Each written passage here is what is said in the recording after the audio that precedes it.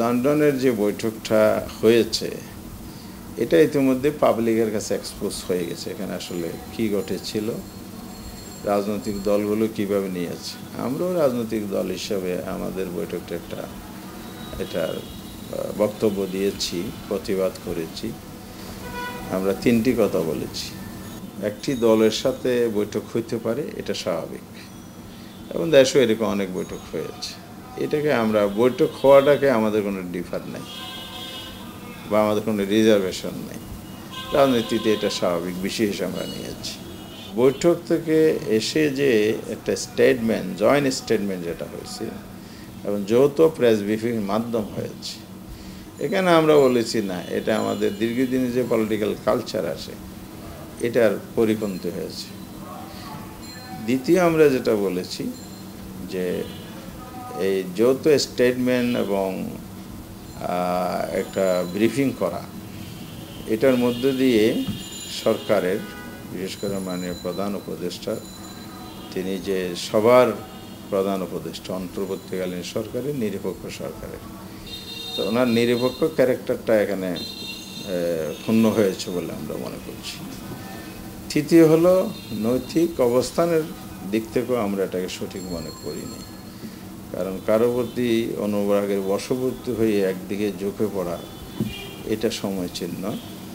কারণ ওনারাই তো বলেছেন একটি সুন্দর, ইতিহাসের সুন্দর নির্বাচন উপহার দেবেন।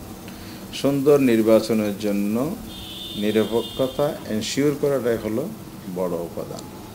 বেটার হতো ওখানে ব্রিফিং না করে, উনি যেহেতু জাতির উদ্দেশ্যের আগে একটা বক্তব্য দিয়েছেন, টাইমলাইন দিয়েছেন, উনি যে মনে করেন যে ওনার মাইন্ডটাকে উনি রিভাইজ করবেন অথবা উনি আরেকটা রিভাইজ মত দিবেন, সেই ক্ষেত্রে সরকারের যদি নীতিগতভাবে সিদ্ধান্ত থাকে, মাইন্ডসেট থাকে, আমরা সেটা যদি মনে করছি না, আমরা মনে করছি যে উনি নিরপেক্ষতা বজায় রাখবেন, কিন্তু এই কার্যক্রমটা কিন্তু সেখানে আঘাত করেছে।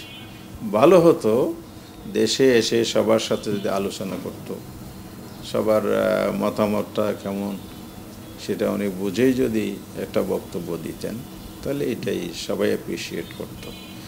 এখন তো একটা নতুন ক্রাইসিস, সংশয়ের পাশাপাশি কনফিউশন তৈরি, যেটা বলা হয় আর কি, এগুলোর জন্ম দিয়েছে। তো ওনাদের অবস্থান যদি স্পষ্ট না করেন তাহলে এই দোয়াশা তো কাটবে না।